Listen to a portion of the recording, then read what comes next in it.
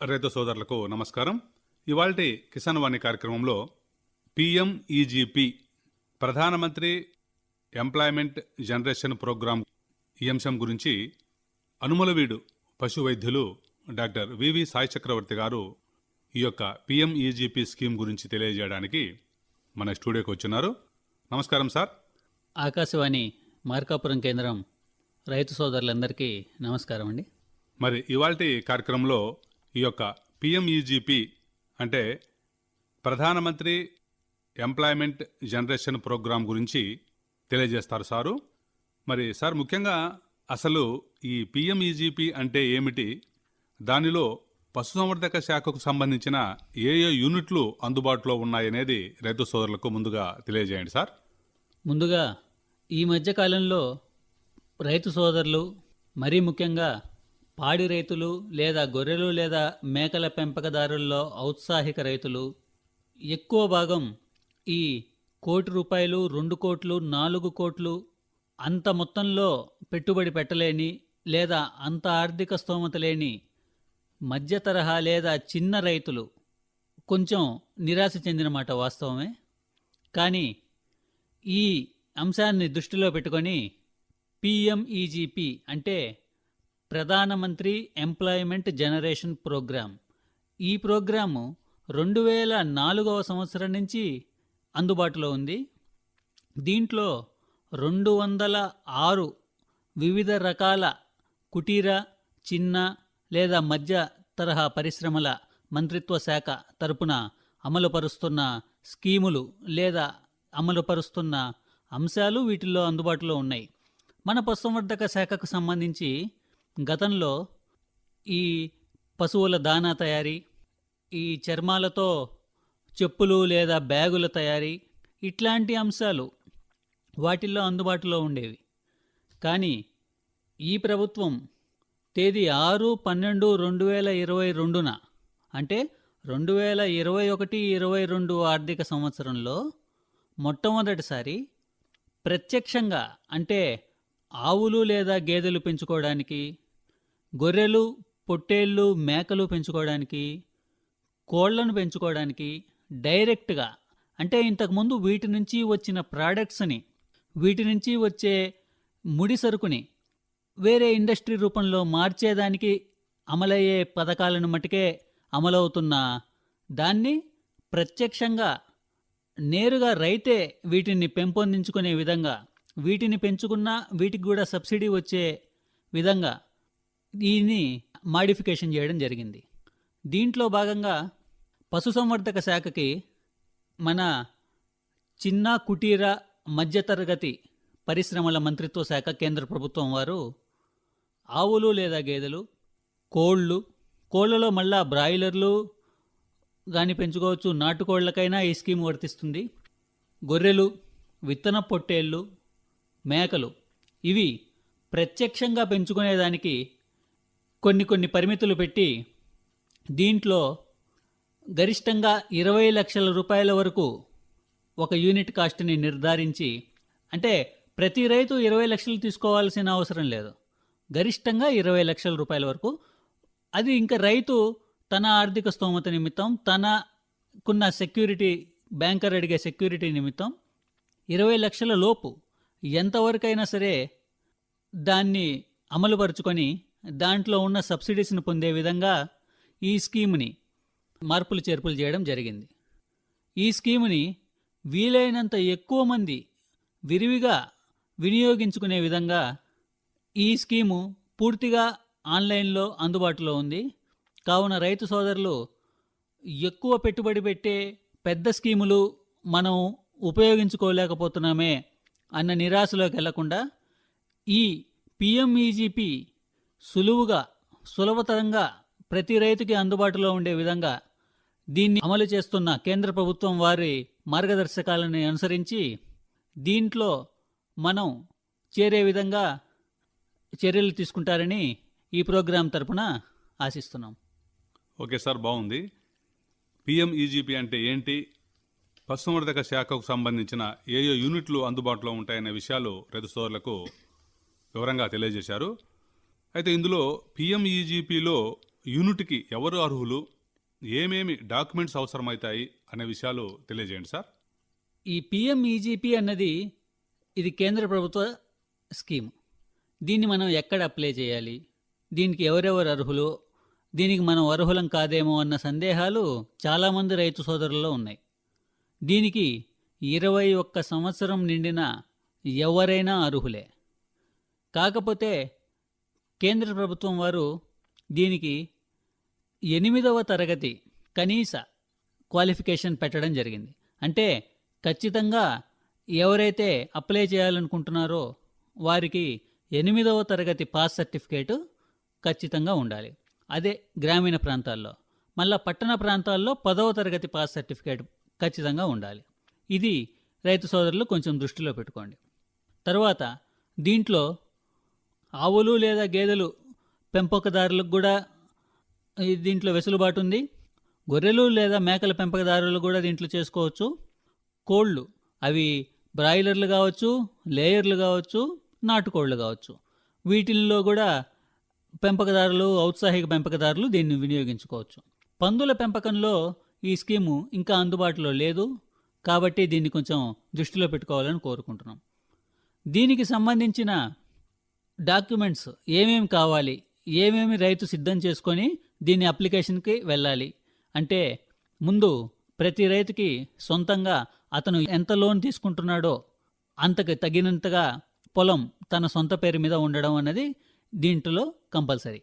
ఆ ల్యాండ్ డాక్యుమెంట్కి సంబంధించిన 1B adangal document దీంట్లో అప్లోడ్ చేయవలసి ఉంటుంది. తర్వాత ఎక్స్పీరియన్స్ సర్టిఫికేట్, అంటే మీరు ఈ పెంపకదానిలో, అంటే మీరు ఏ యూనిట్ అయితే ఎంచుకుంటున్నారో ఆ యూనిట్ పెంపకంలో మీకు కనీసం 3 నుంచి 4 సంవత్సరాల ఎక్స్పీరియన్స్ ఉండాలి.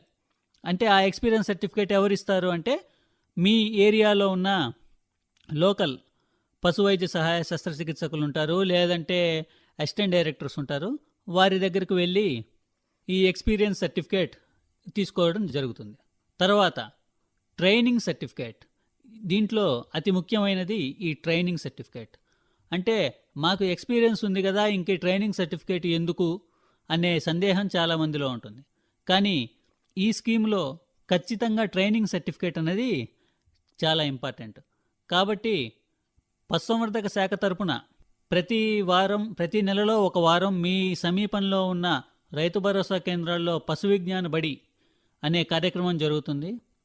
ఆ పశు విజ్ఞాన బడి కార్యక్రమానికి అందరూ తప్పకుండా హాజరై ఈ పెంపకంలో ఉన్న మెలకువల్ని గ్రహించి దీంట్లో మీరు నిష్ణాతులై ఈ ట్రైనింగ్ సర్టిఫికేట్ తెచ్చుకుంటే ఈ ఈ అప్లికేషన్ చేసుకునే ప్రోగ్రాం ఈజీగా అవుతుంది. తర్వాత రెగ్యులర్గా కావాల్సినవి Aadhaar card, PAN card, bank account pass పుస్తకం, బ్యాంక్ అకౌంట్ స్టేట్మెంట్ 6 నెలలది. ఒకవేళ మీరు ఇన్కమ్ ట్యాక్స్ చెల్లుదారులైతే ఇన్కమ్ ట్యాక్స్ ఫామ్ 16 డాక్యుమెంట్. ఇవి ఖచ్చితంగా అందుబాటులో ఉండాలి. ఓకే సార్, బాగుంది. అంటే పిఎంఈజీపీలో యూనిట్కు ఎవరు అర్హులు, ఏమేమి డాక్యుమెంట్స్ అవసరమవుతాయి అనే విషయాలు చాలా స్పష్టంగా తెలియజేశారు. మరి ఇందులో పిఎంఈజీపీలో ఎలా అప్లై చేసుకోవాలి, ఎక్కడ చేసుకోవాలి అనే విషయాలు కూడా తెలియజేయండి సార్. ఇది తరచుగా ప్రతి రైతు లేదా ప్రతి ఔత్సాహిక పెంపకదారులు ఫేస్ చేసే క్వశ్చన్. ఎక్కడ అప్లై చేయాలి? మన పశు వైద్యశాలల్లో అప్లై చేస్తే సరిపోతుందా? కాదు. ఇది పూర్తిగా ఆన్లైన్ పోర్టల్.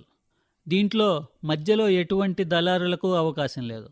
పూర్తిగా మీరే మీ స్వహస్తాలతో మీ ఫోన్ నెంబర్తో ద్వారా లాగిన్ అయ్యి, ఆ లాగిన్ అయిన తర్వాత మీ ఫోన్ నెంబర్కే ఓటీపీ రావడం జరుగుతుంది. దానితోనే తదుపరి కార్యాచరణ మొత్తం ఆ పోర్టల్లోనే జరుగుతుంది. ఆన్లైన్లోనే అప్లికేషన్ ఉంటుంది, ఆన్లైన్లోనే నింపాల్సి వస్తుంది, ఆన్లైన్లోనే వాళ్ళు అడిగిన డాక్యుమెంట్స్ అప్లోడ్ చేయాల్సి ఉంటుంది. ఇదంతా అప్లోడ్ చేసిన తర్వాత ఈ సాఫ్ట్ కాపీ తీసుకొని ప్రతి జిల్లాలో జిల్లా హెడ్ క్వార్టర్లో కేవీఐబి ఆఫీసులు, అంటే ఖాదీ విలేజ్ ఇండస్ట్రీస్ బోర్డ్ అనే ఆఫీసులు, లేదా డిస్ట్రిక్ట్ ఇండస్ట్రీస్ సెంటర్ డిఐసి ఆఫీసులు ప్రతి జిల్లాలో ఉన్నాయి. ఆ ప్రతి జిల్లాలో ఉన్న ఆఫీస్కి వెళ్ళి మీ అప్లికేషన్ నెంబర్ని, మీ అప్లికేషన్ చేసిన ఆ సాఫ్ట్ కాపీస్ ఒక సెట్ జిరాక్స్ని అక్కడ ప్రొడ్యూస్ చేయవలసి ఉంటుంది, ఎక్స్పీరియన్స్ సర్టిఫికేట్తో సహా. అక్కడ ఇస్తే అప్పుడు వాళ్ళు ఆ అప్లికేషన్ని ప్రాసెస్ చేయడం జరుగుతుంది. దీంట్లో ముఖ్యంగా గుర్తుపెట్టుకోవాల్సిన అంశం ఏంటంటే, మీరు ఈ అప్లికేషన్ పెట్టే ముందు ఏ బ్యాంక్ అకౌంట్ ఉందో లేదంటే మీకు ఏ బ్యాంకర్ మీతో కొంచెం సామరస్యంగా ఉంటాడో ఆ బ్యాంకర్ దగ్గరికి వెళ్ళి, సార్ ఇట్లా నేను ఇంత లోన్కి అప్లై చేస్తున్నాను, ఈ యూనిట్లు పెట్టాలనుకుంటున్నాను, ఈ పిఎంఈజీపీ ప్రోగ్రాం ద్వారా మీరు నాకు ఎంత లోన్ ఇవ్వగలరు అనే విషయాన్ని ముందు బ్యాంకు మేనేజర్ గారితో కూలంకుషంగా చర్చించిన పిదప ఈ యూనిట్ని అప్లై చేయవలసిందిగా మనవి. ఎందుకంటే దీంట్లో మనం ఒక ప్రాజెక్ట్ రిపోర్ట్ వేయాల్సి వస్తుంది. ఈ ప్రాజెక్ట్ రిపోర్ట్ అనేది మీరు ఎంత అయితే మొత్తం అంటే 10 లక్షలు పెట్టాలనుకున్న వాళ్ళు 10 లక్షలకి ప్రాజెక్ట్ రిపోర్ట్ వేస్తారు, 20 లక్షలు పెట్టుకున్న వాళ్ళు 20 లక్షలకి వేస్తారు, 5 లక్షలకి 5 లక్షలకే వేస్తారు.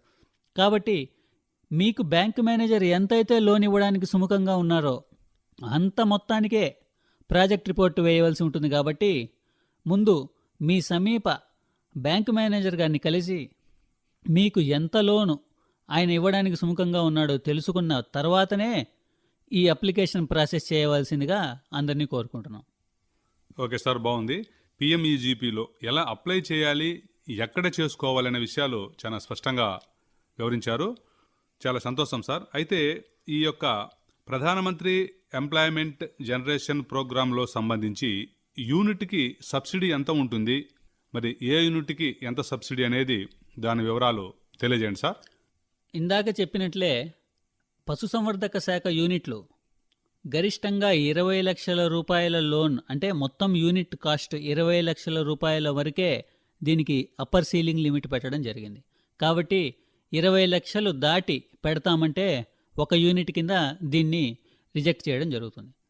కాబట్టి 20 లక్షల లోపు లేదా 20 లక్షలు వరకే మీ యూనిట్ని పరిమితం చేసుకునే విధంగా మీరు ప్రణాళికను సిద్ధం చేసుకోండి. దీంట్లో 2 రకాలుగా ఈ సబ్సిడీస్ని విభజించడం జరిగింది. పట్టణ ప్రాంతాల వారికి, గ్రామీణ ప్రాంతాల వారికి. తర్వాత మీ సామాజిక స్థితి అంటే ఓసీ, బీసీ, ఎస్సీ, ఎస్టీ మీ సామాజిక స్థితిని అనుసరించి కూడా దీంట్లో సబ్సిడీస్ వేయడం జరుగుతుంది. పైపెచ్చు దీంట్లో మహిళలకు అధిక ప్రోత్సాహం ఇచ్చే నేపథ్యంలో మహిళలకి ఇంకొంచెం సబ్సిడీ విడిగా ఇవ్వడం జరుగుతుంది. కాబట్టి దీన్ని కొంచెం సావధానంగా శ్రద్ధగా వినమని మిమ్మల్ని అందరినీ కోరుకుంటున్నాం. దీంట్లో పట్టణ ప్రాంతాలు అంటే మున్సిపాలిటీలు లేదా కార్పొరేషన్లలో ఔత్సాహిక పారిశ్రామికవేత్తలకు ఓసీ పురుషులకైతే 15% అంటే మీరు 1,00,000 రూపాయలు తీసుకుంటే 15,000 రూపాయలు సబ్సిడీ ఇవ్వడం జరుగుతుంది. ఇదే పట్టణ ప్రాంతాలలోని ఓసీ మహిళలకు 25% సబ్సిడీ ఇవ్వడం జరుగుతుంది. అంటే 1,00,000 రూపాయల లోనికి 25,000 రూపాయల సబ్సిడీ ఓసీ పట్టణ ప్రాంత మహిళలకి ఇవ్వడం జరుగుతుంది. మళ్ళా బీసీ, ఎస్సీ, ఎస్టీ పురుషులు లేదా మహిళలకు పట్టణ ప్రాంతాలలో ఉన్నవారికి 25% సబ్సిడీ అంటే 1,00,000కి 25,000 రూపాయల సబ్సిడీ రూపంలో కేంద్ర ప్రభుత్వం ఇవ్వడం జరుగుతుంది. గ్రామీణ ప్రాంతాలకు వచ్చేసరికి ఓసీ పురుషులకు 25% సబ్సిడీ ఇవ్వడం జరుగుతుంది. ఓసీ మహిళలకు, బీసీ, ఎస్సీ, ఎస్టీ పురుషులు లేదా మహిళలకు 35% సబ్సిడీ ఇవ్వడం జరుగుతుంది. అంటే 20 లక్షల రూపాయల యూనిట్ పెట్టిన ఒక ఓసీ మహిళ లేదా ఒక బీసీ, ఎస్సీ, ఎస్టీ వ్యక్తికి 7 లక్షల రూపాయల సబ్సిడీ రూపంలో ఇవ్వడం జరుగుతుంది. ఓసీ పురుషుడికైతే 25% సబ్సిడీయే వస్తుంది. ఇది దృష్టిలో పెట్టుకోమని చెప్పి మిమ్మల్ని అందరినీ కోరుకుంటున్నాం. తర్వాత ఇది ఎన్ని సంవత్సరాలు ముందిస్తారా వెనకిస్తారా అనే ఒక డౌటు మీ బ్యాంక్ మేనేజర్ గారు మిమ్మల్ని అడుగుతారు. ఇది పూర్తిగా బ్యాక్ ఎండెడ్ సబ్సిడీ. అంటే మీకు ఎంతైతే సబ్సిడీకి అర్హులో అంత అమౌంట్ మీ అకౌంట్లో డిపాజిట్ చేయడం జరుగుతుంది. అంటే మీ లోన్ అకౌంట్లో మీరు ఎంత లోన్ అయితే తీసుకుంటున్నారో, ఎన్ని సంవత్సరాలకి దాన్ని కడతాము అని చెప్పి మీ ప్రాజెక్ట్ రిపోర్ట్ తయారు చేసుకున్నారో, అన్ని సంవత్సరాలు ఆ లోను అంటే 6 సంవత్సరాలు లేదా 3 సంవత్సరాలు పూర్తయిన తర్వాత మీ సబ్సిడీ దాంట్లో మినహాయించుకొని మీ లోన్ అమౌంట్ని ఇంకా క్లోజ్ చేయడం జరుగుతుంది. అంటే మీకు ముందే ఈ సబ్సిడీ మొత్తాన్ని మీ చేతికి ఇవ్వరు. మీరు 20 లక్షల లోన్ అప్లై చేసుకొని మీకు 7 లక్షల రూపాయల సబ్సిడీ వస్తే, ఆ 7 లక్షల రూపాయలు సబ్సిడీని కేంద్ర ప్రభుత్వం బ్యాంకులో లోన్ అకౌంట్లో, మీ లోన్ అకౌంట్లోనే జమ చేయడం జరుగుతుంది. కానీ మీరు ఆ 7 లక్షల రూపాయలని వినియోగించుకోవడానికి మీకు అవకాశం లేదు. కానీ ఆ 7 లక్షల రూపాయలకి మీకు వడ్డీ పడదు. మిగిలిన 13 లక్షల రూపాయలకే మీరు మీ వడ్డీలు కట్టుకుంటూ ఆ 13 లక్షల రూపాయలకి యూనిట్ క్లోజ్ చేసుకొని 20 లక్షల రూపాయలనే మీరు పొందొచ్చు. మీకు ముందే బ్యాంక్ మేనేజర్ గారు మీకు 20 లక్షల రూపాయలు లోన్ ఇస్తారు కాబట్టి ఆ సబ్సిడీ పోర్షన్ని మినహాయించుకొని మిగతా మొత్తానికి మటుకే మీతో వడ్డీ కట్టించుకోవడం జరుగుతుంది. దీన్ని కొంచెం దృష్టిలో పెట్టుకొని మీరు కట్టండి. తర్వాత ఈ ప్రాజెక్ట్ రిపోర్ట్ తయారు చేసుకునేటప్పుడే ఇందాక నేను చెప్పిన విధంగా పూర్తిగా మీకు ఎంతవరకైతే లోన్కి అర్హులో మీ బ్యాంక్ మేనేజర్ గారు ఇవ్వడానికి సుముఖంగా ఉన్నారో అంతవరకే ప్రాజెక్ట్ రిపోర్ట్ తయారు చేసుకోండి. ఎందుకంటే మీరు ప్రాజెక్ట్ రిపోర్ట్లో ₹1 ఎక్కువ వేసి మీ బ్యాంక్ మేనేజర్ గారు మీకు ఇచ్చే సర్టిఫికేట్లో అంతకంటే తక్కువ ఇచ్చినా మీ అప్లికేషన్ రిజెక్ట్ అయ్యేదానికి అవకాశాలు ఉన్నాయి. కాబట్టి ముందు బ్యాంక్ మేనేజర్ గారితో మాట్లాడుకొని మీరు ఎంత లోన్కి ఇవ్వడానికి అర్హులో ఆయన నిర్ధారించిన తర్వాత ఆ అంత మేరకు మటుకే మీరు ఆన్లైన్లో అప్లై చేసుకోవడానికి ప్రాజెక్ట్ రిపోర్ట్ తయారు చేయించుకోండి. ఓకే సార్, పిఎంఈజీపీలో యూనిట్కి సబ్సిడీ ఎంత, దాని గురించిన వివరాలు చాలా స్పష్టంగా చాలా వివరంగా తెలియజేశారు సార్, బాగుంది. మరి రాష్ట్ర ప్రభుత్వము పశుసంవర్ధక శాఖ తరపున అమలవుతున్న స్కీమ్స్ రైతు సోదరులకు తెలియజేయండి సార్. రాష్ట్ర ప్రభుత్వం పశుసంవర్ధక శాఖ తరపున గడ్డి విత్తనాలు విరివిగా ప్రతి రైతు భరోసా కేంద్రంలో అందుబాటులో ఉంచాయి. ఇప్పుడు ఈ వర్షాలు పడుతున్న నేపథ్యంలో, లేదంటే ఎవరైనా పాడి రైతులు గడ్డి జొన్నలు లేదా గడ్డి గింజలు పశుగ్రాసాలు సాగు చేసుకునేవారు, వారికి 75% సబ్సిడీతో, అంటే 5 కేజీల ప్యాకెట్ ₹90కి గడ్డి జొన్నలు ప్రస్తుతం రాష్ట్ర వ్యాప్తంగా సరఫరా చేయడం జరుగుతుంది. కాబట్టి మీ సమీప రైతు భరోసా కేంద్రంలోకి వెళ్ళి మీ ఆధార్ కార్డు, మీ పొలం పాస్ పుస్తకం తీసుకెళ్తే మీకు గడ్డి జొన్నలు సరఫరా చేయడం జరుగుతుంది. తర్వాత టీఎంఆర్ సమీకృత దానా అంటారు దీన్ని. ఈ సమీకృత దానా కేజీ ₹6.50, అంటే 75% సబ్సిడీతో 25% బెనిఫిషరీ కాంట్రిబ్యూషన్ పెట్టి కేవలం ₹6.50కే టీఎంఆర్ మీకు రాష్ట్ర ప్రభుత్వం అందించడం జరుగుతుంది. కాబట్టి పాడి రైతులు ముఖ్యంగా ఈ టీఎంఆర్ని ఎక్కువ వినియోగించుకొని ఈ దానా ఖర్చును తగ్గించుకోవాల్సిందిగా కోరుకుంటున్నాం. ఎందుకంటే బయట పాలిష్ తౌడు ఇప్పుడు ₹25 కంటే తక్కువ లేదు.